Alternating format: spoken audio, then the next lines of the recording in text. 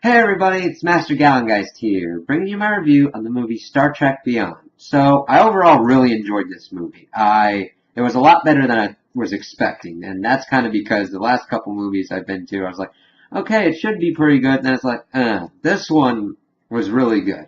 It had a lot of good character moments, a lot of good action. Now, it didn't really have kind of like really high-tech sci-fi kind of stuff that's usually in Star Trek, but for the reboot series, it's kind of been more kind of fast-paced and kind of more character and kind of philosophically driven. Because in this one, it kind of deals with the exploration of space and kind of like the roles the captains have with their crew. Because Kirk's thinking of kind of getting out of the captain's chair. He's applied to this vice admiral position, which is, of course, kind of similar to the other movies and kind of Kirk's progression. And he's wondering if he's doing this for his father or for himself, because he did it as a dare to become a Starfleet captain and kind of have his own ship and everything. And being out in space, it's kind of strange because it's everywhere. Is exploring space viable since it's endless? What does that mean? Will the mission never end? And kind of like his responsibilities as a crew and everything. So that was kind of cool and interesting. We also get to see that they have acknowledged Leonard Nimoy as that Spock, and Master Spock from the Prime universe has passed away. And of course, this Spock then is questioning his role, in which we find out that his relationship with Uhura is kind of broken up at the moment because he's wondering if his duty is more to his people and that he should mate with a Vulcan to kind of bolster the species, become kind of like what Ambassador Spock was. And that's kind of a cool, interesting thing that they've been doing. So we kind of also get other cool character moments with like McCoy and Kirk kind of celebrating his birthday, which was an interesting way that they put it because they got the scotch and everything, and they poured two out for them and then one out for his father because his Kirk's birthday is also the death of his father. So that's kind of it's a happy thing, but also a sad thing. And it's kind of cool that they go to this new and awesome space station, the Yorktown, to get resupplied and everything. And while they're there, this spaceship comes out of a nebula, and the person's like, well, my crew's been captured. I need help.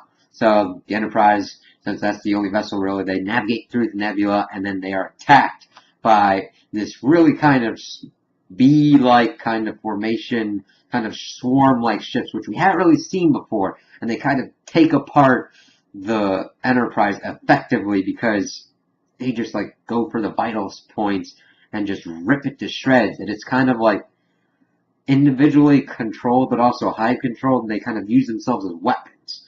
And we see this kind of interesting alien Crawl kind of looking for this artifact. And of course, at the beginning of the movie, Kirk's trying to give this artifact to this other species as a peace offering. But evidently, Crawl was looking for this because it's important to his plans. And the Enterprise crew is pretty much captured by Crawl, and the rest of the crew, like Spock, Kirk, Scotty, and all them, they're kind of the main ones. McCoy are all kind of not captured. They're kind of put in different spaces where Scotty's the only one by himself, and he gets rescued by Jayla, who's really very, very interesting character. She's fleshed out to a point, but I would be interested to see if they do anything else with her, because it's shown that she knows a lot of technology, because she's able to like scavenge by herself and rebuild this kind of old Federation ship that's crash landed, has been lost for hundreds of years. And she's also got the skills to deal with kind of frontier kind of combat. And they kind of get there. Spock and McCoy are kind of getting their way through. Spock's explaining what's going on.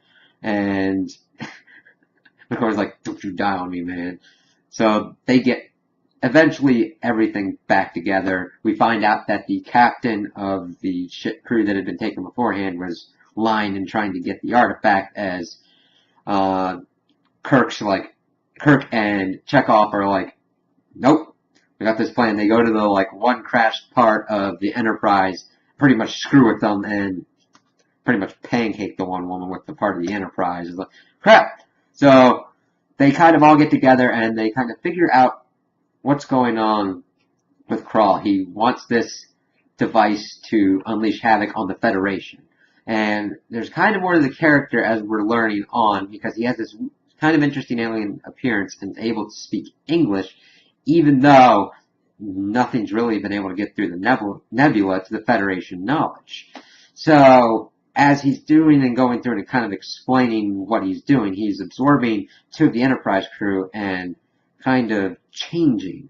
So, as they're going through, they devise this plan to escape, and of course, they don't do it, and they try to do it, but of course, they're foiled because the away crew has to, of course, come in and save them. So they're like, alright, we gotta pinpoint where they're at, which was interesting because they're like, well, you gave Uhura a necklace, right? Yes, it's made out of a certain, thing from Vulcan, right? I doubt there's any Vulcan minerals here, so you gave your girlfriend a thing that you can pretty much track her with. That was not the intention, but yes.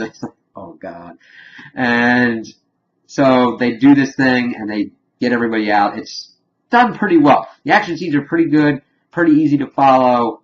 You don't really get confused with what's going on. And as they get everybody out, we start to figure out what is going on with Krall.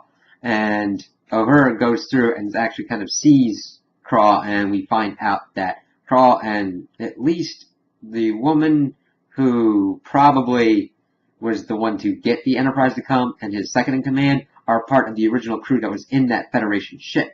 And they got a grudge because the Federation left them. And it's interesting to see because Krall was that captain and he was a soldier. And he fought the enemies of before the Federation, before they turned into this kind of peacekeeping organization for the betterment of other races as well. And he was disillusioned. He's like, I'm a soldier, I have to fight. And it's a really interesting philosophical thing of, what do we do with soldiers that have no war to fight? And we should take care of them. And of course, in this situation, they tried to find them, but they didn't know where they were. And he's dealing with that abandonment, wants to destroy the Federation and create strife to better humans because he thinks that struggle and conflict bring out the best in humanity and make them better because unity makes them soft and weak, which of course throughout the movie we see that unified people are able to overcome obstacles that no one person can on their own because that's what makes the crew so great. The captain helps lead them, but uses their abilities to make a better concentrated effort. And of course, they use the old Federation ship, and they're able to figure out how to defeat the swarm and disrupt the hive mind, which was pretty effective. And of course, by their combined efforts, they're able to stop Krall, who at this point had absorbed people and was kind of getting back into his regular form because on that planet they had also found a way to extend life, which is why they were able to live so long by absorbing other races and kind of other people's life energies. It wasn't entirely explained. That would have been more interesting to get into kind of tech-wise, but what can you do? So they then shot him and the artifact out into space. Kirk then turns down the Vice Admiral position. Spock, after examining Ambassador Spock's stuff, decides to stay with the crew of the Enterprise, and Jayla has been accepted into the Federation Starfleet Academy. So I hope they put her in with them at some point because she's an interesting character and it kind of delved into her family being killed by Krall and kind of getting her own kind of revenge, but yet not really revenge but justice for her family being lost and also being stuck on that planet. And it was overall really well done. You got really good character interaction, though I was everybody kind of had their moment to shine. And it was overall really well done. With Sulu, they showed that he was gay. It wasn't really overly done. I think they only introduced his family to really put a personal stake that, his family is on the space station. Somebody could lose family if this happens. That's the only... I was just it's kind of convenient and it's kind of needed for someone to have a personal stake in making sure that the space station wasn't destroyed, but I think having millions of people die to a horrific kind of alien contagion destroying biodevice is enough. It was just okay, it's cool, it's there. But overall, it was pretty well done. All the characters were kind of true to themselves, and all the actors did a pretty good job. And I overall really liked it, and kind of want to see where they're going because we've heard that they're got Chris Hemsworth back for the fourth movie, so that's going to introduce either more time travel or kind of more explanation in that the sense of course they were using time travel in the first film and wormholes and all that. His father might have been sucked into another dimension or something. So I'm interested to see where this franchise is going to be going in the future, and I really kind of like what they did with the characters. So those are my opinions on the film. Tell me what you guys think in the comments below. If you liked it, if you didn't like it, if you agree with me, if you disagree with me. Also, like and subscribe, and I hope you have a good day.